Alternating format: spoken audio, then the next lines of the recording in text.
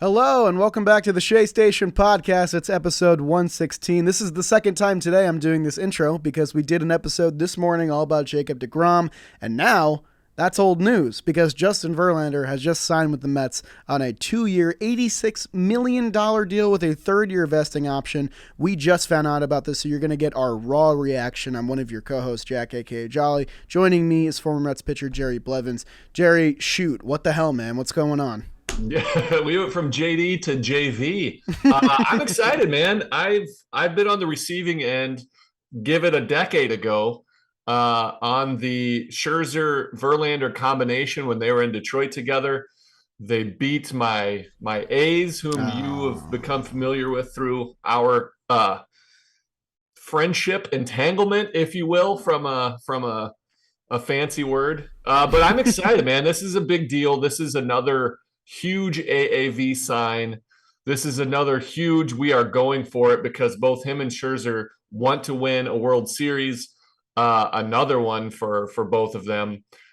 This is a big deal. This is a big deal with a bunch of question marks. I don't think they're done, but this was a direct response to deGrom leaving, and they've counterpunched. This is what we were talking about before this morning. But this is what we were saying. Now the Mets know what they need to do now that Jacob deGrom is off the table. They're going to point in what direction. They're talking about Rodon or Verlander, or maybe both. This is Verlander for sure. That's going to bring in a lot of positive reviews from guys that want to win too. So this is big, and this is exciting. Yeah, I mean, it's kind of a whirlwind because we recorded this morning kind of a somber episode. I think a lot of our takeaways were good about deGrom, but in the end it was, where did the Mets kind of go from here? What's the next step? And we did talk about Verlander and Rodon, and of course, Verlander ends up being the option. I mean, the guy just won the American League Cy Young. He's got 3 to his name now through 175 innings with a 1.75 ERA last year. The guy was the real deal after making one start in the prior 2 years combined. So it was kind of a risky bet for the Astros to make at $25 million. Now the Mets are making that same bet at $86 million. He's getting pretty much the same AAV as Scherzer does. So it's going to be Verlander and Scherzer at the top of the Mets rotation as the 2 highest paid starting pitchers annually, both for the New York Mets. It's a crazy, crazy transaction. I think, honestly, if you hedge your bets, deGrom for 5 and 185, maybe Verlander for 2 and 86 might be a better bet. I mean, time will really tell, but Verlander is going to be 40 years old. This is going to be the father time Mets rotation for sure. And like you said, they're probably not done, and I'm hoping they're looking to maybe instill some youth in this rotation afterward, but it's hard to not get excited about the prospect of these two reuniting in the blue and orange. This is a huge science experiment in the baseball world. This is a short-term deal for guys clearly in their advanced age, but who have been successful recently. Give them what they're worth in a short-term period. They're both recognizing that this isn't the old Albert Pujols signing for 10 years. This isn't the young version of Bryce Harper on the market. This is 2 guys, one coming off of a Cy Young, that are very advanced in age, but are very successful. Will it win? Can they produce? Other teams will take these high AAVs, teams like the Dodgers, or a team in the middle that's like, all right, we need one more piece. I'll give you $50 million for this year to go out and push us over the edge. The Mets are trying to do something. They're building still for the future. They haven't gotten rid of their future. They didn't have to trade a bunch of prospects. They didn't have to sign a 10-year deal. It's still open, but they're going for it now. This is a stopgap, but also still a bridge. It's crazy. Yeah, I mean, it's just, first of all, it's ludicrous to think that 2 years ago the Mets went to winter meetings and they signed Rick Porcello and Michael Wacha, and that was it. They were done. That was their offseason. That's hilarious. That's hilarious. And it's just crazy how much things have changed in such a short amount of time. But I mean, we talked a lot about, okay, Steve Cohen going to pivot and, really focus on this overarching 5-year plan, really try and build up the farm system, not spend too much money, not blow past the luxury tax. That's out the window. I mean, the Mets are going for broke again. They're going to try and be World Series contenders once again, and this is sort of the kickoff to what's going to be probably a star-studded offseason for the Mets. And Justin Verlander, there are guys behind him like Jameson Taillon that the Mets are eyeing. We've been linked to Andrew Heaney. Like, I don't think they're done spending on this rotation yet, and you can't be, because while the top 3 is pretty good now, I think you feel good about Verlander, Scherzer, and Carrasco. Verlander's 40, Scherzer's 37, Carrasco's 36. Like, what are we going to get out of these guys? They're the oldest they've been, obviously, and they've proven track records, but you don't really know what the future holds with any of them. I'm not trying to speak pessimistically because I'm thinking at 1,000 words per minute right now. I'm very, very excited about Verlander coming to New York. But I mean, it's just such a whirlwind because the Mets responded so swiftly. It almost feels like this was kind of the plan. Like, if you get deGrom back on 3 for 120, that's really good. You're really happy about that. But if you don't, you quickly pivot and you get a proven winner, a guy that just won the World Series, got a win in that World Series, pitched incredibly well down the stretch in Justin Verlander. I really like some of the tweets that I'm reading about how the Mets subtracted 2 Cy Young awards and then added 3 more with Justin Verlander. That's funny. It's crazy, man. It's hard to collect my thoughts. He should have more than that. He won. Yeah, he lost one to Rick Porcello that I still can't believe. Who just retired today. Happy. By the way, the Mets fans are also getting Kate Upton coming in. Who defended her man, rightfully so, in that Cy Young talk. And in the Philly stands was cursing out the fans, saying, "What's up? Stop disrespecting." That's right. She's great. She was awesome. She's from Vieira, where the Nationals are.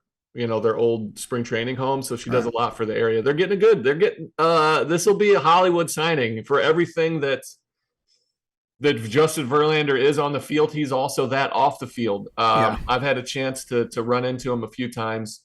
He's an old school Bulldog, Bob Gibson style competitor to go along with Scherzer. These are 2 guys that just want to be the best that ever lived at their job. It's wild. Geez, this is exciting. It really is exciting because it tells me a few things. Again, we're in safe hands covering the Mets, being fans of the Mets. Mets fans are in good hands because they have a plan. They weren't blindsided that Jacob deGrom chose to go elsewhere. Yes. They were ready to pivot. They were ready to do what they needed to do to still field a very capable team. They have different strategies. If Verlander chose, I guarantee you they had something else behind ready to go. It's exciting. Again, very smart move, very smart to just be like, look, this is what we got to do. Here's what you want, Verlander. Here's what we're willing to give you. Let's figure it out.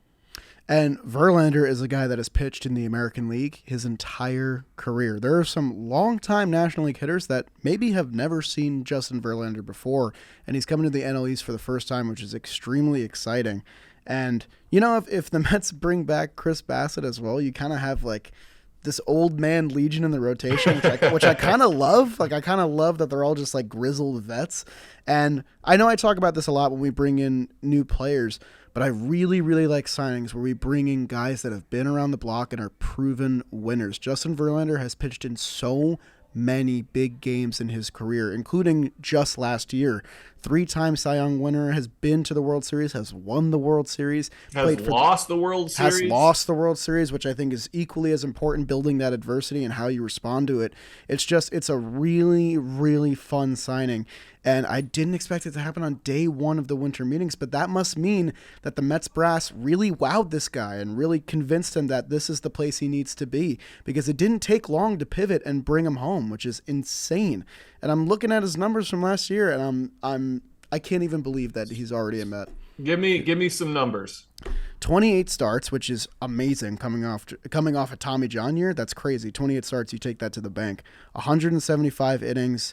A 0.83 whip, which is incredible, 2.49 FIP, 1.75 ERA, nearly a 10 K per 9, a Cy Young, an All-Star, 10th in MVP voting. I mean, just, it's crazy. It's 2 years ago. Rick Porcello and Michael Wacha. That was 2 years ago. It's crazy. Absolutely crazy. Pretty big deal, man. That's exciting. Again, for everybody, I'm still sad about deGrom. I'll forever be sad about All deGrom. right, but But this is a pretty good, potion. It's this crazy. was an answer and an immediate one where people can feel good. Again, they don't let the tides fall away. They still are in the driver's seat. They're still focused and steering in a direction, trying to win World Series, fielding a competitive team. They didn't have to get rid of anybody. They didn't have to get rid of a draft pick by signing him because he couldn't get the qualifying offer. Huge. Yeah. Very, very impressive because, again, this is an idea about where the ship needs to go. Where are they steering this organization? Very exciting. Yeah, I think that's all I have for now because I really can't, wrap my brain around this. I'm sure, better analysis will come in the coming days, but this is, 15 minutes after the fact. We did the best we could, I think. I think the idea that Verlander and Scherzer are together again, and I'm happy about it, is killing my decade ago self because I wanted to loathe these two human beings. But as a former player, competitor, I'm very appreciative of what they bring to the table. This is incredible. Again, this is an experiment, man. Is it possible to win like this? And to be on a team or be covering a team that's at the forefront of trying something a little bit different, it's pretty exciting. I got to admit. Yeah, man. And I mean, they're going to try and make it up to you for the next 2 years. That's for sure. You get 2 years of this. 2 years. Crazy. So this will lead into what we recorded this morning, which is unfortunately a little bit of a downplay in energy, of course, because we didn't have this news. That's okay. You could splice it. You guys edit it. You can splice it. Jack's going to work his magic. He's going to do his best. He's working on it as we speak. Well, again, this is a great day to be a Mets fan. So it's sad that deGrom's lost, but Verlander is coming in with a pedigree all his own. He's not there's a sneaky chance that he gets 300 wins. Maybe the last pitcher to ever do it. He's like 56 games away. That's 3 years or 2 incredible years. But that's probably 3 years. He won 18 games last year. It's not impossible. It's not impossible, man. So I'm sure 300 wins is on. What a thought process. 300 wins is in his sights. I'm sure he's looking for that. Let's start it with just an amazing 2022. Yeah, man. Not much else Mets, to say. Man. Let's go Mets. Enjoy the rest of the episode, guys. And kind of chuckle about it, hearing us talk about, well, what are they going to do next? Well, now what we are know. they going to do? They did now something. We know. Enjoy. Hello, everyone, and welcome back to the Shea Station podcast. It is episode 116. It's Monday, December 5th.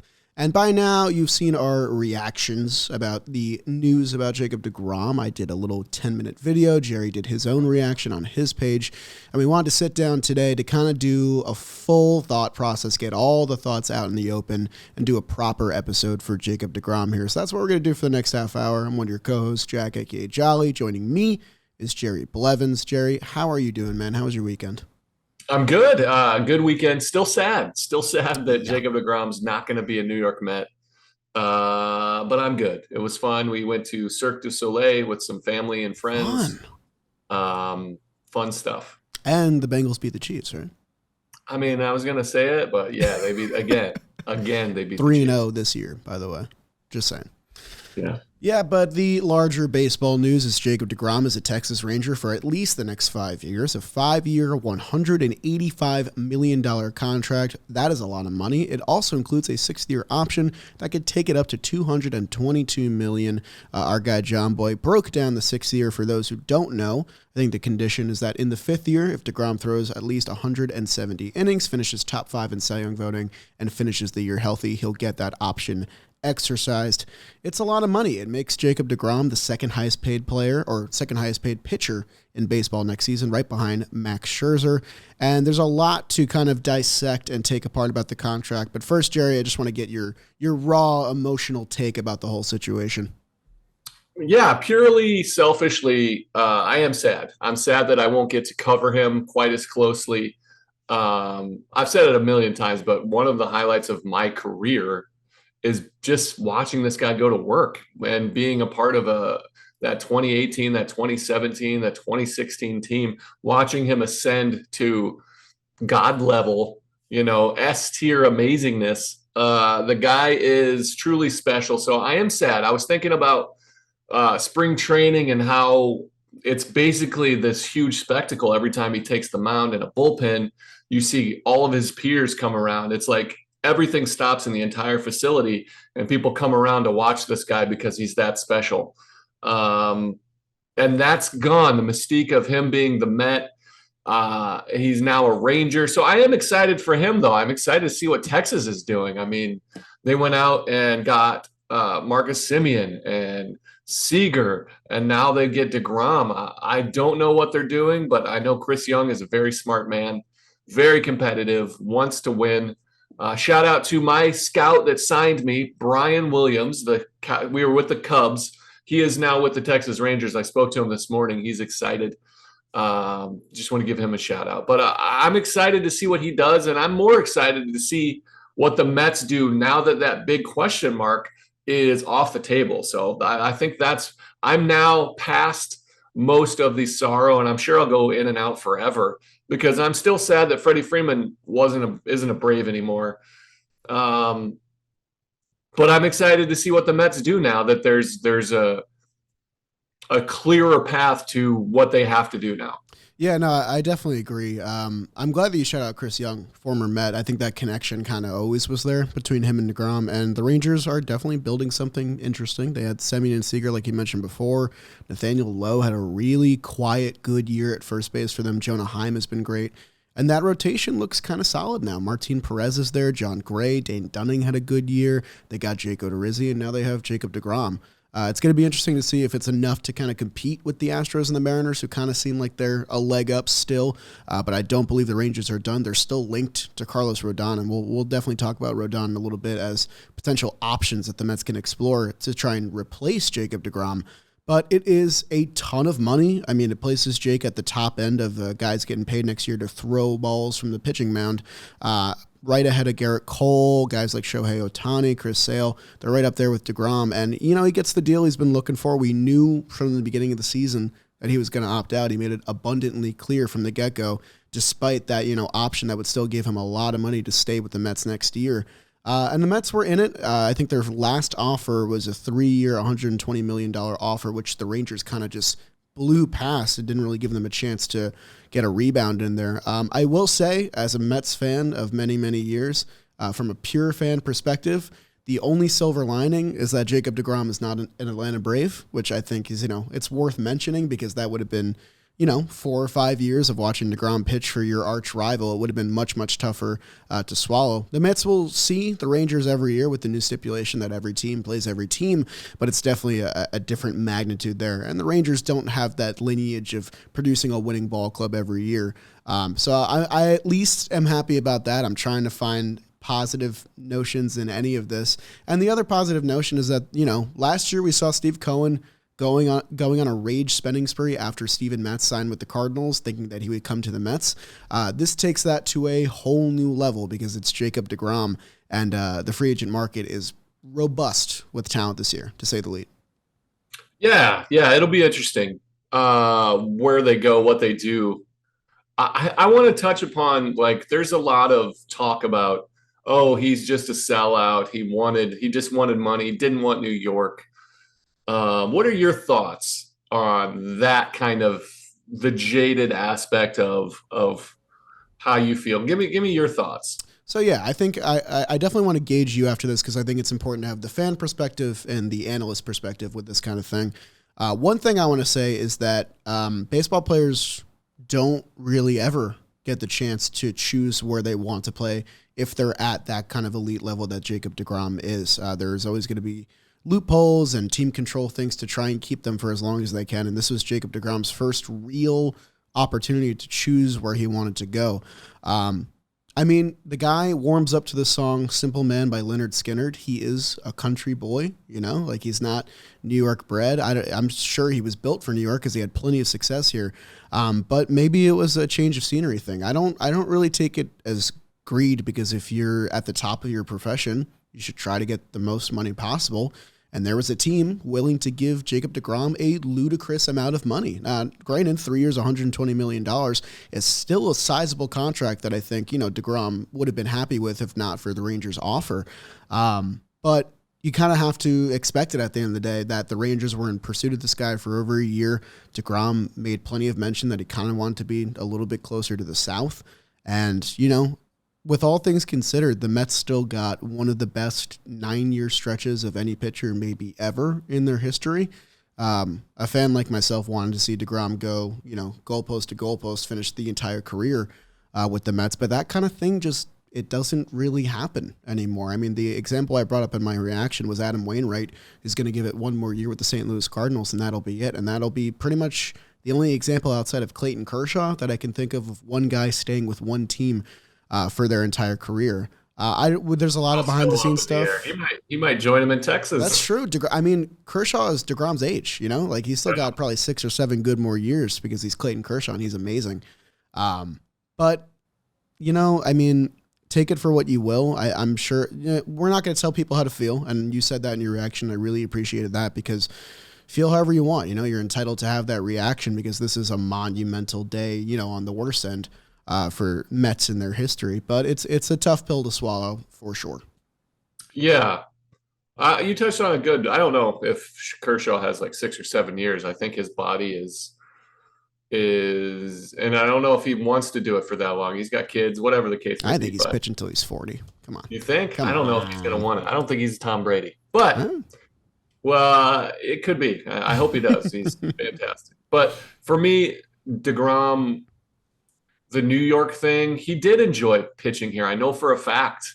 Just because he chose somewhere else doesn't mean the things that he said was a lie. It's not all clear cut one way or the other. It's not black and white. There's so much gray area. He did enjoy pitching in New York. He did enjoy living in New York. A lot of aspects of New York are amazing.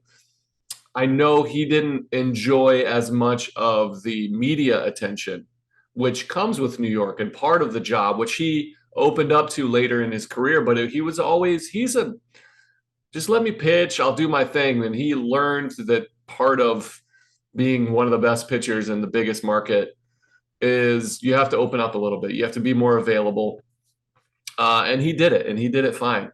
But I think there were aspects of New York that were tough pill to swallow. Traffic. He couldn't have his truck in the city. You know what I mean? He couldn't drive the way he wanted to drive. There are just so many different aspects of lifestyle that comes with living in New York that is different. And he did enjoy. I know for a fact that he did enjoy. He did love New York. He did love putting the Mets uniform on. But I guess he just wanted, first of all, the contract. He got a 5th year. That is a sign of respect for him, saying, I want a 5th year. Now, I don't know the negotiations between the Mets and deGrom specifically. Never asked him about it. Will never ask him. It's none of my business. I don't want to breach into a friendship like that. But I imagine it was a lot like Freddie Freeman's, where the Braves were like, we're only going to go 5 years. And Freddie's like, I want a 6th year. I feel I have earned it in this uniform, and you're not going to give it to me. And the Braves are like, 5 years is the best we can do.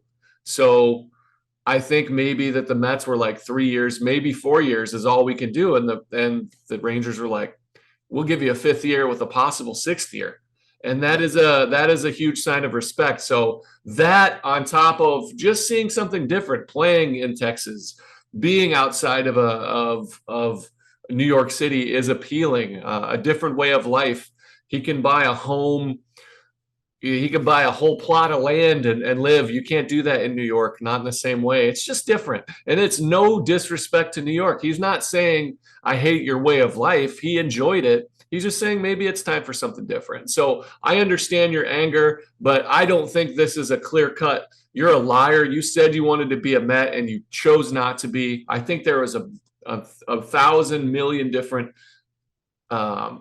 points that pointed this way. And I think everything that he said about being in New York and wanting to, he never did I remember the Syndergaard, I'm going to be back in New York. Yeah. So that I can understand you being really upset with.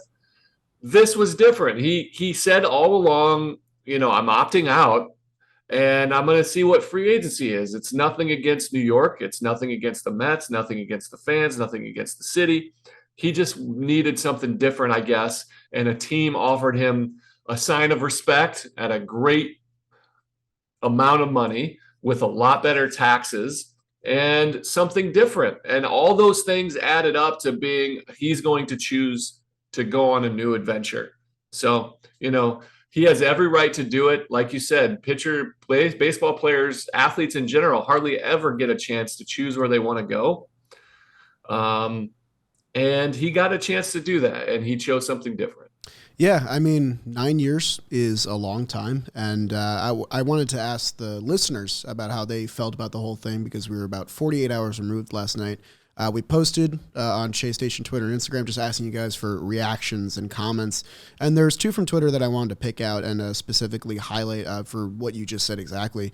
From @ranked27, he said he can go wherever he chooses to, and he did. Rangers feel like an ultimate money and years move. They wanted to play out the rest of his career quietly. It's pretty sad to me, honestly. Thought we had a career Mets legend for this generation, but I understand. And I think that's pretty accurate amidst all the things that we've said so far. And then Jack Durkin, weatherman, Durkin Weather was the ad on Twitter. He brought up an interesting point that I want to get to next. Life goes on. We won 101 games with minimal impact from deGrom this past season. No matter who is on the Mets, I'll be rooting for them come spring. And, we talk a lot about deGrom's injury history and stuff like that. When he's on the mound, he's fantastic. We only saw deGrom for the last 2 months of the season last year, and I think the first 4 months are what Mets fans really like to remember most about the 2021 season, considering how it ended. deGrom was still great in those 11 starts, and he got our only playoff win. But this is still a team that the Mets can really build on in free agency. There's a lot of avenues they can go towards to try and rebuild this rotation with, most of the lineup still coming back, albeit Brandon Nimmo hitting free agency as well. So all is not lost. It certainly feels that way because, the longest tenured Met in terms of active players is no longer a Met. Now you're looking at Tomas Nido and Luis Guillorme as the pillars of the past. And I think it's a big thing that not a lot of people have talked about is that, it's that last relic of that 2015 team, a team that a lot of us hold near and dear to our hearts. That was the last remaining piece of that era, and now it's officially a new era of Mets baseball, and it kind of has been for a few years. Steve Cohen is the owner. There's a new GM. There's Buck Showalter as your manager. There's all these new players coming in. We are distant from that time because it is 7 years ago, and I think some fans might have wanted to hold on to it a little bit longer by having Jacob deGrom retire as a Met. And the reality of it is, baseball is a cruel sport. The market is it's pretty cruel all around. But I think it'll give the Mets a little bit of initiative to try and, rebuild their identity and create a new Mets era. Yeah, I think you nailed it. There was another point that you made that I want to touch upon that could be a little bit of an issue. So deGrom has been the guy for 9 years, right? He's the guy. He's the mainstay. Well, strategically, they chose not to start him game one. Right. A little bit of a disrespectful kind of thing. And then they made Edwin Diaz, rightfully so, in my opinion, their number one target. And they went out and signed him even before free agency began. Right. So another point of, I guess I'm not that priority. They're not going to budge off of whatever they said that they were going to do. Could have been a million different things. But I think you touched upon the biggest issue for me is, who are these Mets now? You have pretty much all of the significant pieces gone from that 2015 year. Nimmo was in the organization. Nido, yeah, you talked to Guillorme. These are the guys that when they were coming up, this is the team they looked up to, and now they're there. Who are the Mets now? Is it Lindor and Pete Alonso? Because that's who I think it is. And then you throw in Francisco Alvarez, the future. I think this is a good time for the Mets to maybe take a deep breath and reset. They are missing a future Hall of Famer, a Mets Hall of Famer, a Mets Circle of Honor, retired number kind of guy. Nobody will put on that 48 again, I don't believe. So, yeah, man, I'm interested to see what these new Mets really start to stake their identity on now. Yeah, and I mean, the only example that I really think of in recent times, and it's not the same because this is a position player, not a starting pitcher, but The Nationals went through this very same thing in 2019 when Bryce Harper left after about 8 years of service for them with an MVP award under his belt. And they kind of had to figure out who they wanted to be as a team, and they decided to build a dynamite rotation out of the rubble that Harper left with the money that they didn't spend on him, and it ended up winning them a World Series by happenstance. I'm not saying that that's the path the Mets need to take, but I'm saying, you can forge your identity out of a guy that was the face of your franchise, because I'm pretty sure everyone assumed the face of the Mets for a long time was Jacob deGrom. And now it's going to be, like you said, someone like Francisco Lindor, someone like Pete Alonso, maybe someone like Francisco Alvarez, who's going to be here for the foreseeable future. So it's exciting and sad, and I want to read a couple more responses here. We got one on Instagram from Aiden_JM. Maybe that stands for John Boy Media. My brain says 5 years would have been a huge risk, but my soul is shaking and throwing up, which I think is pretty accurate. And that's it. It's the soul of the Mets fan that I think is kind of getting hurt here, because logically, I think the Mets probably made a decent economic decision here. $185 million, you can spend that in a lot of ways that you would have had to spend on one guy who you're not even sure would have been healthy for the full stretch run of not only the first year of the contract, but the whole contract for the 5 years as a whole. So, I mean, the Mets are at winter meetings right now. I'm sure a lot of exciting things are going down. Hell, we might have to record maybe even again tomorrow if we get some news. It's exciting, it's scary, but I'm really intrigued to see how the new era of the Mets begins next year. Yeah, me too. I'm excited. I'm moved on from a Mets analyst standpoint to see what they're doing, because they've got a lot of question marks. Nimmo's still out there, and Yeah. Nimmo is being courted more so than deGrom, I bet, because he's the cream of the crop out there. Not to mention what they're going to do in the rotation. Obviously, the two big names out there are Verlander and Rodon right now. Yeah. If I'm Uncle Steve, I think I'm trying to target both of those guys. Well, let me ask you this with a little bit of help from our today's sponsor, Match 5, Jerry. I got a little fun trivia for you. You like that? Segue. Yeah. Well, Match 5 is all about seeing if great minds think alike. All you have to do when you play Match 5 trivia is match answers with families and friends. That's how you get points in the game. There's 320 game cards that cover a variety of topics. It's guaranteed fun for all ages. It creates fun discussions and friendly disagreements, perfect for holidays, vacations, and anytime you're ready for fun. The topic I would go with today in Match 5 is, Jerry, 5 pitchers you'd want to see playing for the Mets next year. I mean, the names that come to mind for me as I write them down on my fake little card here: Justin Verlander, Carlos Rodon, Jameson Taillon is the name that got brought up. I'd like to see Taijuan Walker maybe come back, because I love Taijuan.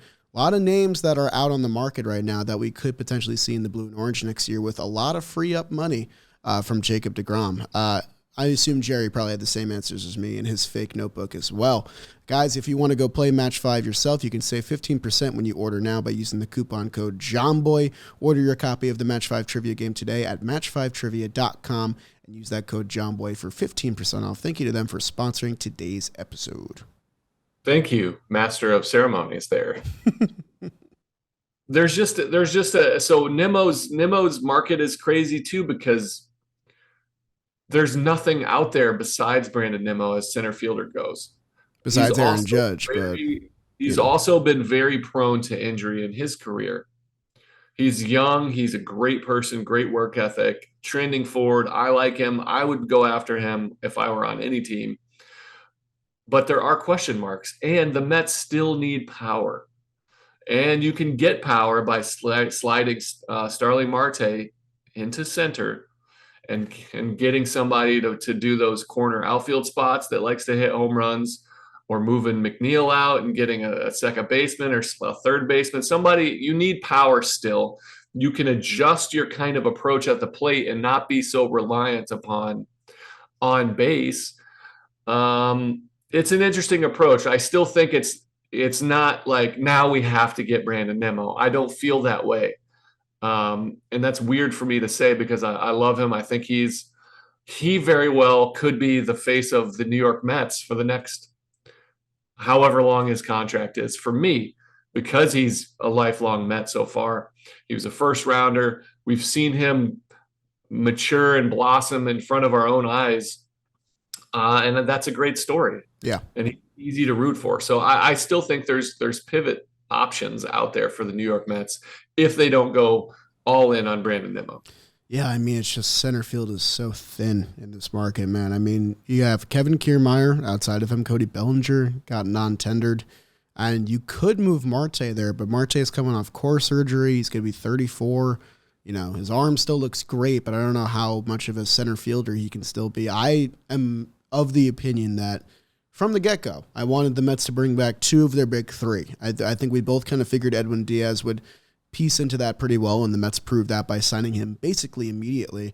And I think in our episode where we talked about it, I thought it was going to be deGrom and Diaz. It turns out it's going to be Diaz and maybe no one else. But in my opinion, Brandon Nimmo still feels like a must for this team. He was a big piece of a lot of key games last year. He played the most games he ever had. It looks like, you know, he really figured out how to condition his body to go that full 162, and his defense improved so much last year. And you have the money now. You didn't spend the money on deGrom, and I mean, you're going to spend elsewhere and, you know, probably blow past the luxury tax again. I think Brandon Nimmo probably wants to come back. I would be surprised if he didn't. But 100% of his talk is sincerity as well. Yeah. He wants to be back. If the Mets make a competitive offer, if they match, I imagine Brandon Nimmo's coming back. But again, if they see something out there where a team's willing to go 9 years and they're like, we're at 7, you know what I mean? We can't go there. There's nobody on this planet that would blame him for not taking an extra 2 years. Not at all. Who knows? But I think maybe our next episode just wrote itself in the sense that we have talked about pitching. Let's take a look at what life would look like without Brandon Nimmo. Yeah. What our offense approach would be with him if we go after him. What can we do around that? And then what it would look like if we don't get him, where should we go? Should we jump on that train early and move away from Nimmo and let him go out there? I don't think that's ever the possibility until he signs somewhere. But I would like to think about our offense stand away, because I've been so focused on pitching with Diaz and deGrom and Verlander and Rodon out there. I want to think about the offense for a minute. I think that's a good idea. And like you said, you don't really think about these things until they happen. You know, I think we all kind of operate under the belief that, you know, Jacob deGrom will be back next year because he's been a Met his whole career. There's no way he could. I still can't really imagine him in a Rangers uniform. I don't know if you've tried. It doesn't click in my brain. But with Nimmo, this is the kind of thing you have to prepare for, because I think we all thought deGrom would be about 3, maybe 4 years. He ends up getting 5 with maybe a 6. So, I mean, for Nimmo, you kind of have to expect that 5 years is probably not going to get it done. You're looking at a 6, a 7, maybe even an 8-year contract for a guy who's just going to turn 30 years old. And we've explained what's out there on the market. He might even get something crazier, a 9-year deal. You know what I mean? It might be. It's not out of the realm of possibilities because he is so far clear cut above everybody else in that class of center fielders. Yeah. Plus, he brings a unique set of skills with his on-base percentage. Even though his on-base percentage was down last year, I think everybody still sees him as a great on-base guy. I agree. And, I mean, one last name floated out there before we kind of wrap up today's show. Bryan Reynolds is on the trading block. So the only possible way to kind of match that center field production outside of Judge, which I don't think is going to happen, is a guy like Bryan Reynolds that you could trade for, although the Pirates don't really seem like they want to. The Mets, I'm sure, are thinking about all these things. They've expressed that they want to pull off some trades this offseason instead of just burning the books again. But Brandon Nimmo, I would very much like to see come back to the Mets next year, for sure. Yeah, me too. I mean, Bryan Reynolds, he said he's on the trading block. I don't think that's true. He's got a lot of team control left. Yeah. I think he's got 2 years left. Maybe even 3. I'm not sure. A possible 3. But he had 260 last year. He had a down year comparatively. Again, surrounding yourself might be a good time to buy low. With minimal talent surrounding him, he's going to be targeted different. But he's a switch hitting outfielder. That'd be fun. I mean, he's got 25 plus home runs. That's a significant way. But who you trading, Ronnie Mauricio? I guess we'll have to save that discussion topic for next time, Jerry. Maybe you took the words out of my mouth. That was good. I like it. All right, guys. Keep your head up high. The offseason's going to be exciting. There's more moves to come. We'll be back probably soon, knowing that the Mets are probably going to be active in the next few days. Yeah, that's what I mean. This is the era of Steve Cohen. This is the era of, oh no, the Mets missed out on deGrom. It's over. No, everybody feels the same. It's like, all right, now what are they going to do? Because they're gonna do, as my friend Ross Geller says, they're gonna pivot. And they're going to go figure out something to do. So I'm excited to see, and we know it's not going to be nothing. Yeah, I think that's a good note to leave that on. We know it's not going to be nothing. So we'll see you guys soon. And make sure you follow us on our socials, Shea_Station. We love you. Wait, did you want to shout out the... Yes, thank you for reminding me. Yeah, I want to give super interesting. some quick love to our guy, I'm the Owens, who listens to every episode, responds to all our stuff. We asked people how they were feeling about the deGrom news. Thank you for reminding me. I almost forgot about this.